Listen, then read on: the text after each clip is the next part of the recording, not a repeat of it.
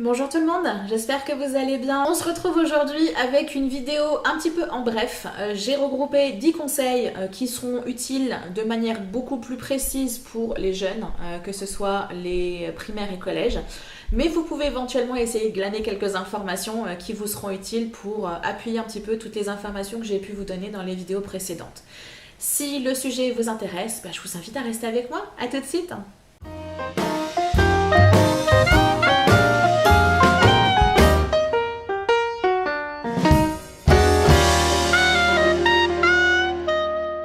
Le premier conseil que je peux vous donner, c'est du coup d'avoir un agenda. Mais attention, pas un agenda où vous n'allez noter exclusivement que les devoirs et les examens, mais un agenda où vous allez tout noter. Que ce soit les séances de sport, que ce soit les cours que vous pourriez prendre à côté, que ce soit éventuellement les activités professionnelles que vous pourriez avoir à côté, que ce soit les courses, que ce soit les rendez-vous chez le médecin ou d'autres rendez-vous que vous pouvez avoir éventuellement quand vous allez donner un coup de main à quelqu'un, vous le notez dans votre agenda.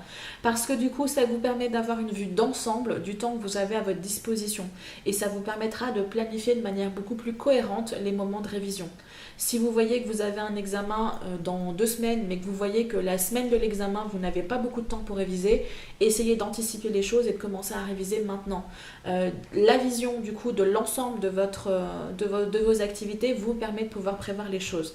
Alors soit vous le faites sous la forme d'un agenda papier de manière classique, ou alors vous pouvez essayer de prévoir une sorte de calendrier sur lequel vous allez pouvoir écrire et qui sera sur votre mur et mois par mois, du coup en début de mois, vous allez commencer à le remplir avec les informations et vous le mettez à jour au fur et à mesure.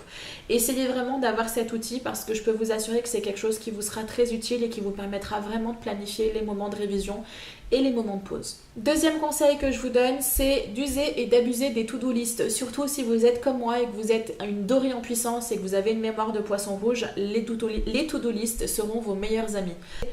Que ce soit une information qui vous vient en tête quand vous êtes en cours ou que vous êtes en train de réviser, c'est pas forcément le bon moment pour penser à votre liste de courses. Mais par contre, si vous la notez rapido sur une feuille de papier à côté, c'est une information qui est retranscrite et votre cerveau pourra passer à autre chose et vous ne serez pas obnubilé par il faut pas que j'oublie, il faut pas que j'oublie, il faut pas que j'oublie. Vous pouvez noter également les choses à faire. Vous notez semaine par semaine, j'ai à réviser tel cours, j'ai un examen à telle date, donc attention révision, j'ai tel exercice à faire, j'ai telle chose à faire. Donc c'est vraiment quelque chose qui va vous permettre du coup de, encore une fois, organiser votre temps. Ça peut être un outil qui va venir compléter votre agenda.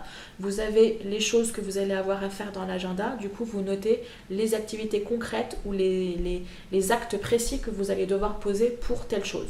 Troisième conseil, et ça c'est une évidence, mais on l'oublie un petit peu quand on est un peu jeune, c'est éviter le travail à la dernière minute qui est fait à la va-vite. Et de 1, c'est du stress inutile, et de 2, le travail que vous allez fournir n'est pas forcément super efficace et ne sera pas forcément d'une très bonne qualité.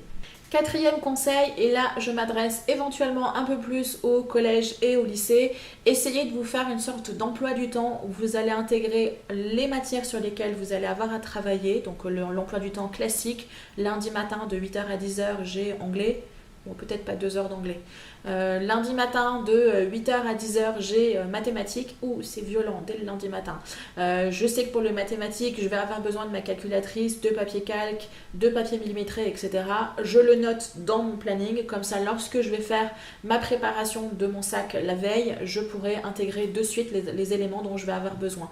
C'est quelque chose que vous pouvez faire évoluer au fil de l'année. C'est quelque chose qui peut être valable pour le sport, notamment les tenues de sport, pour les laboratoires quand vous êtes en section scientifique, la blouse notamment, mais également tout le petit matériel que vous pouvez avoir besoin, que ce soit les poires, que ce soit les pipettes, que ce soit vos classeurs spécifiques pour les travaux pratiques, etc., qui sont essentiels pour travailler en cours. Vous le notez sur votre emploi du temps, comme ça au moment de faire votre sac, encore une fois, vous avez tous les éléments et vous êtes sûr de ne rien oublier et de vous retrouver un peu bête pendant le cours parce qu'il vous manque quelque chose.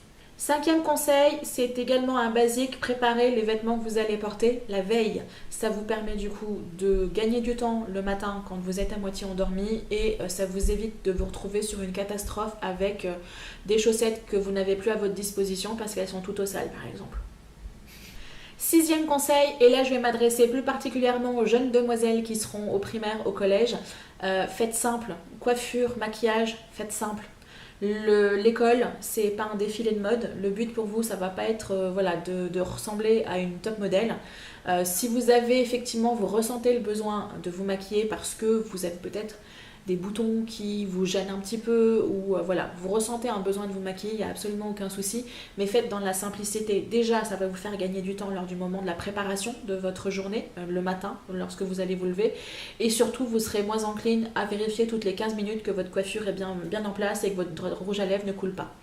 Donc vous aurez tout le temps de vous construire une personnalité un petit peu plus tard. Lorsque vous êtes au collège et au primaire, le but c'est vraiment d'être focusé sur ce que le prof dit et non pas sur l'allure que vous pouvez avoir. Septième conseil, essayez d'adapter le matériel que vous avez à votre disposition. Alors encore une fois, faites attention, si le prof vous donne des consignes strictes, vous vous basez sur les consignes du prof. Mais si vous êtes un peu plus autonome par rapport au choix de matériel que vous pouvez avoir, essayez de faire en fonction de votre personnalité. Si vous êtes une personne qui a tendance à être un peu bordélique, qui n'est pas forcément super organisé, essayez de choisir en priorité un cahier qui du coup vous donnera l'obligation d'avoir toutes les feuilles collées les unes aux autres et vous n'aurez pas le risque de perdre une partie de votre cours parce que tout sera rattaché ensemble. Par contre, si vous êtes un peu plus ordonné et que du coup vous pouvez vous permettre d'utiliser les classeurs, un petit trieur avec simplement les cours dont vous avez besoin vous permettra d'alléger fortement votre sac de cours. Huitième conseil, j'en ai parlé brièvement dans d'autres vidéos et je m'adresse plus particulièrement aux jeunes, primaire, collège, éventuellement lycée, parce que parfois on a encore des difficultés. Ne pas hésiter à poser des questions en cours. C'est essentiel. S'il y a quelque chose que vous ne comprenez pas, n'attendez pas. Posez la question au prof. Il est là pour ça. Il est là pour vous aider. C'est son taf. Et si les collègues à côté rigolent, vous vous en fichez. Les collègues à côté, peut-être qu'ils rigolent, mais qu'au fond de lui, la question que vous posez, ça l'intéresse parce que lui aussi, il n'avait pas compris ce que le prof a dit. Donc du coup, même si vous avez l'impression que vous allez avoir l'air stupide, il vaut mieux que vous ayez l'air stupide pendant 2 secondes, mais que votre cours, vous le compreniez, que vous soyez en capacité de faire les exercices et que lors de l'examen, vous n'allez pas vous planter. Peut-être que les personnes qui rigoleront à côté de vous, elles vont se planter au moment de l'examen. 9e conseil, et il suit un petit peu le précédent, les exercices, c'est pas juste pour vous embêter. Je sais, c'est chiant dit comme ça, mais c'est la vie. Un exercice, il va permettre de mettre en pratique des concepts étudiés pendant un cours. Si vous êtes en capacité de refaire l'exercice, ça veut dire que vous avez compris le cours. Donc un conseil que je peux vous donner, lors d'une préparation d'une interro ou d'un examen, n'hésitez pas à refaire les exercices que vous avez eus pendant le cours. L'intérêt, c'est que du coup, vous avez déjà la correction, donc vous pouvez du coup refaire le point et voir si vous êtes trompé ou pas. Mais ce que vous pouvez faire également, c'est voir avec le prof s'il peut vous apporter quelques exercices supplémentaires, soit parce que vous ressentez le besoin de faire le point par rapport à une donnée particulière du cours que vous n'avez pas forcément intégrée, et ça vous permettra de refaire le point avec le prof par la suite. Encore une fois, le prof n'est pas votre ennemi, le prof n'est pas là pour vous embêter, son travail c'est de vous apprendre des choses. Et je suis quasiment sûre à 99% que la plupart des professeurs seront enchantés de pouvoir vous aider et de voir que vous vous intéressez assez à ce qu'il est en train de vous enseigner pour que vous lui demandiez des informations complémentaires. 10e et dernier conseil, faites-vous des fiches de révision. Je vous renvoie vers mes vidéos que j'ai déjà fait, que ce soit la fiche de révision en tant que telle, les flashcards, éventuellement le cahier de vocabulaire. C'est quelque chose qui va peut-être vous paraître barbant sur le moment parce que vous allez prendre peut-être une demi-heure ou 1 heure pour vous faire une fiche. Mais je peux vous assurer que sur le long terme, c'est quelque chose qui vous sera utile. Lorsque vos collègues vont crouler sous les classeurs parce qu'ils auront 10 matières ou 10 cours à réviser, vous aurez déjà vos fiches et du coup vous serez prêt et vous aurez beaucoup moins de taf à mettre en place pour réviser une interro en particulier.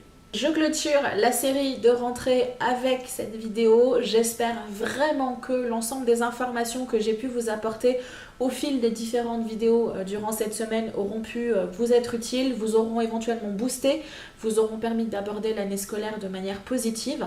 Si vous n'avez pas vu l'ensemble des vidéos, je vous invite vraiment à le faire. Comme je vous l'avais dit en vidéo d'introduction dimanche dernier, j'ai vraiment abordé cette série comme un tout, c'est-à-dire que chaque point est bien structuré, il y a une raison à chaque vidéo, donc c'est vraiment intéressant que vous ayez une vue d'ensemble du travail que j'ai pu vous présenter.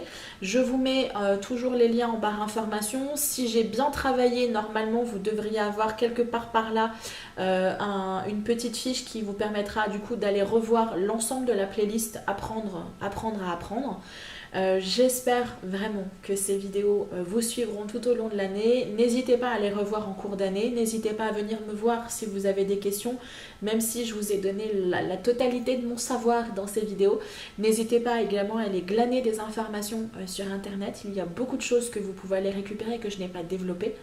Je vous dis à très très bientôt et d'ici là faites attention à vous. Bye bye.